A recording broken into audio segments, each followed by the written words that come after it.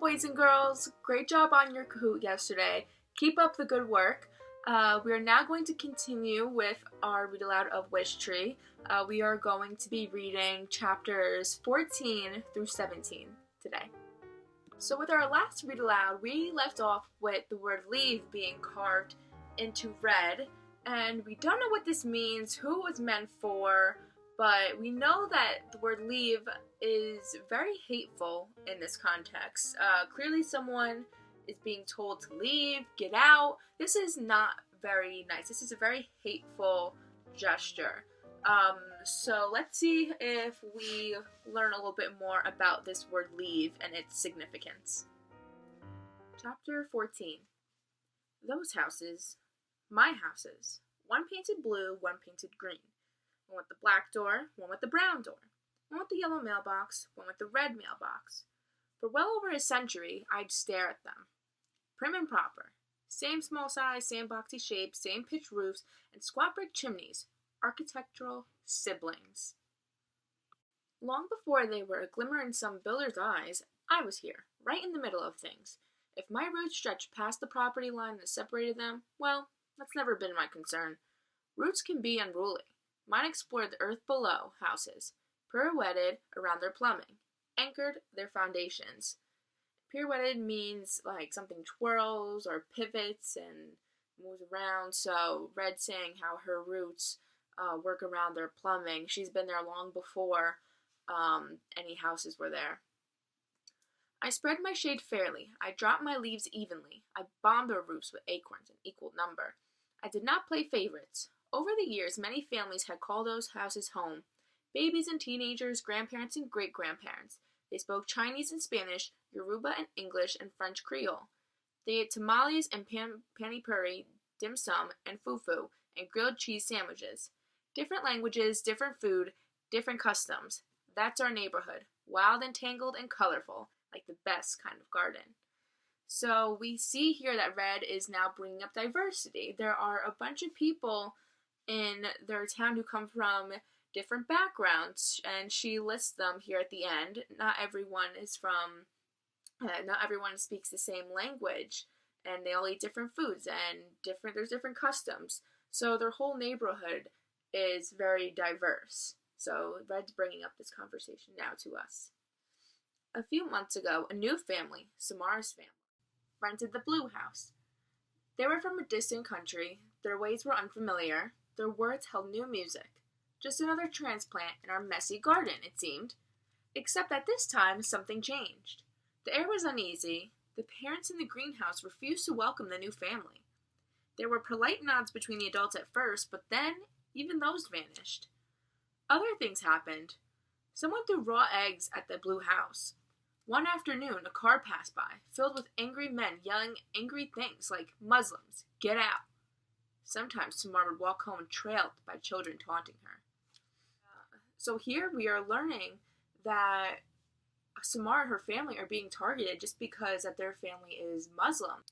So I would feel very hurt if I were Samar. How would you guys feel to be taunted by other kids and for the parents to not be welcomed into their own neighborhood, into their own home, just because they are who they are? It's not right. So I think this is going to be the message throughout the book about kindness and diversity and treating people fairly. So let's continue reading. Love people dearly, and yet 216 rings, and I still haven't figured them out. Our neighborhood had welcomed many families from far away. What was different this time? The headscarf Samar's mother wore? Or was it something else? As all this unfolded, busybody that I am, I kept tabs, eavesdropped, observed. I never interfered, though. Trees are impartial observers. We are the strong and silent type. Besides, what could I possibly do? I had limbs, but they could never merely sway. I had a trunk, but it was rooted to the earth. I had a voice, but it could not be used. My resources were limited. So too, as it turned out, was my. So now, Ren's trying to figure out why people are doing this. People in the town were always accepting of other people, and now all of a sudden it's so different, and Red doesn't understand why. Why was it different this time, she says. So we don't know. She's questioning this herself, and at the end, she's saying how her patience is running out. So I think she's dropping these little hints towards to us that maybe something's going to happen, or she's going to do something. We don't know, so let's find out. Chapter 15. When you're the neighborhood Wishtree, people talk. It didn't take long for folks to learn about the ugly word carved into my trunk. People stopped to stare. They gathered in little groups. They grimaced and shook their heads and murmured. By lunchtime, the police had arrived. I am not, as it happens, a stranger to law enforcement. A pair of calico kittens reside across the street. They love climbing up my trunk to my uppermost branches. Unfortunately, they don't love climbing back down. In the last 2 months, Lewis and Clark have been rescued twice by the fire department and 3 times by the police. Sandy and Max, the same police officers who'd rescued the kittens just last week, climbed out of the patrol car to check me out. They frowned. They searched the lawn for clues. They talked to passers-by and took photos.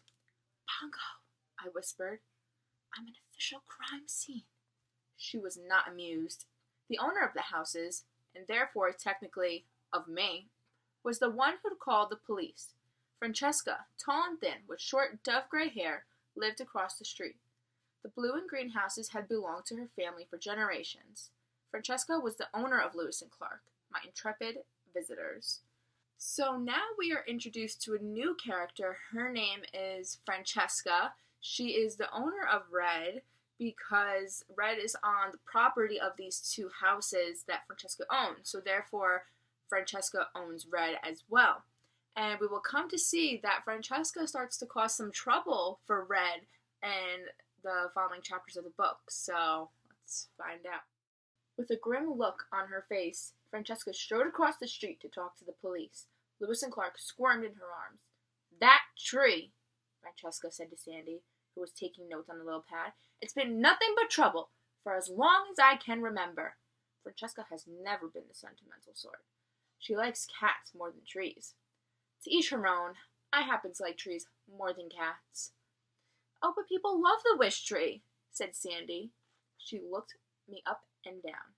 Although I imagine it's a lot of work for you. Every year, the day after Wishing Day, I swear I'm going to cut that thing down, Francesca said. It was true, but I knew Francesca didn't mean it. She and I went way back.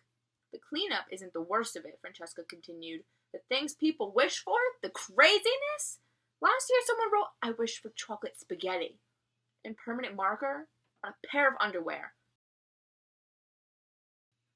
Chocolate spaghetti? Sandy said. I could get behind that. Craziness, I tell you, Francesca stared at me. It's just a tree, after all. Just a tree. Just a tree seemed a tad unfair. But Francesca looked tired and angry, so I tried not to take it personally. Sandy closed her notebook. People believe what they want to believe about trees. She stared at the newly carved word. About people, too. What now? Francesca asked. Don't know, Sandy said. The tree belongs to you, not the new family. And you've been here forever. Francesca smiled sadly.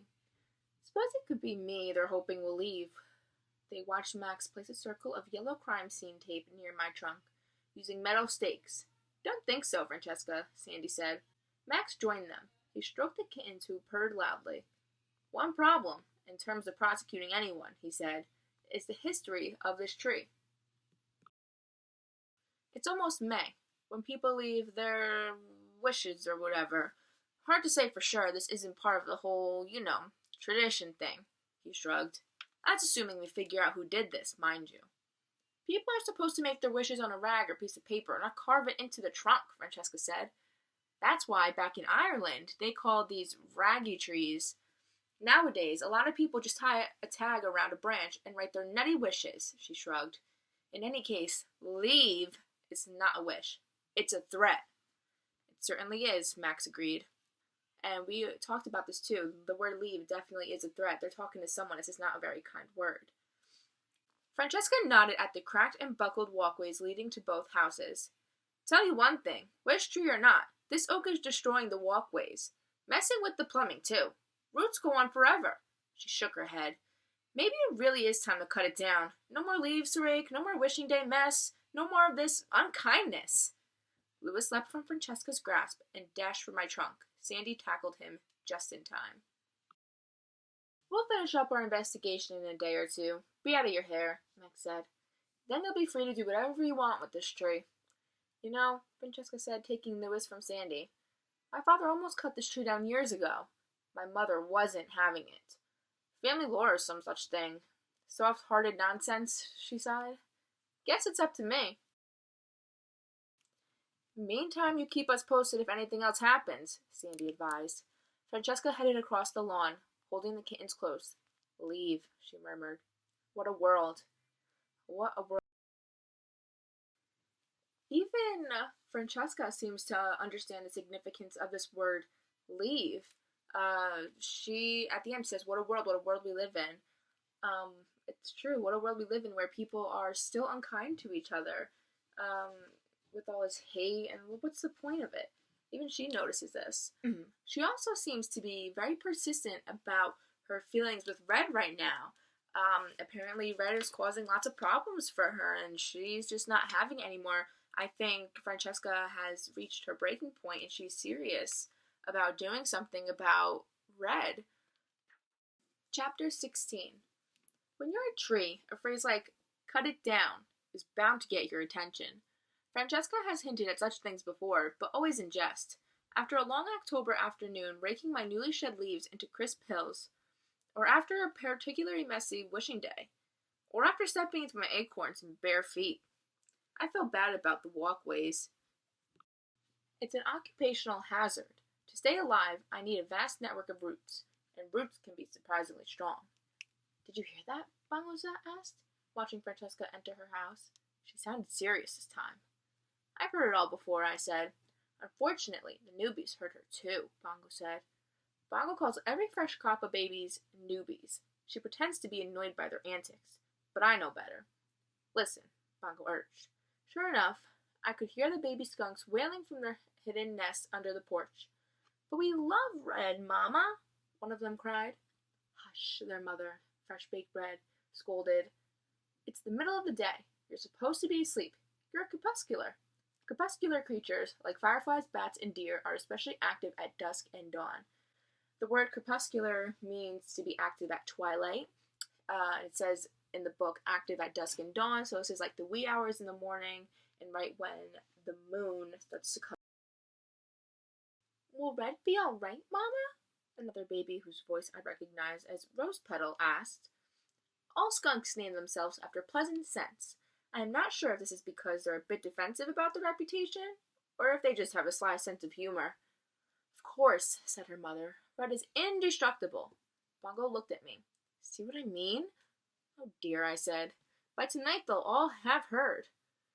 The possums, the raccoons, the owls. Little Harold will be beside himself. Harold was the smallest barn owl nestling, and a great worrier. Barn owls give themselves sensible, no-fuss names. I'll talk to everyone, Bongo said. Calm them down, tell them not to worry. I'm sure things will be fine, I said. I've seen a lot in my years, the things I've fretted about that have never come to pass. I could write a book. I paused. In fact, I could be a book. I paused again, because, paper's made of trees. Again with her jokes. Bongo gave a screechy crow laugh. She didn't even scold me for my lame joke. That's when I started to worry. So Red doesn't seem to be too worried about this. She seems to stay positive about all this. She thinks everything's going to be fine. Again, this is another example of how Red is more of an optimist and Bongo is more of a pessimist. Red, even in her situation, she's possibly could be cut down, and she's looking at the positive side of things. She keeps telling herself, oh, it's fine, it's not going to happen. So here she is again, being an optimist. Chapter 17. As much as I was concerned about the baby's reaction to Francesca's words, I was more worried about Samar. What would happen when she returned from school and saw the words carved into me? Would she think it was meant for her and for her family, as Francesca and the police seemed to assume? She came home alone. Ahead of her by a few yards was Stephen. A reporter from the neighborhood newspaper was waiting on the sidewalk, interviewing people as they walked by. Word travels fast in our parts, especially when there's yellow police tape involved. Had they seen what had happened? The reporter kept asking. Had they ever made wishes on wishing day? What did they think the word leave meant? The reporter approached Stephen. Did he know why someone would carve leave into the beloved local Wishtree? Stephen stared at the reporter. Then he glanced behind at Samar, sending her the shadow of a sad smile. Without answering the reporter, he headed toward his house. Samar's eyes darted from Stephen to the reporter to me. She ran closer, saw the word, and gasped. She reached a hand toward me, but the police tape put me out of reach. Are you a resident? The reporter asked. Would you like to comment on the incident? Samar didn't say a word. She turned and walked up the sagging steps to the little blue house, her head held high, standing tall.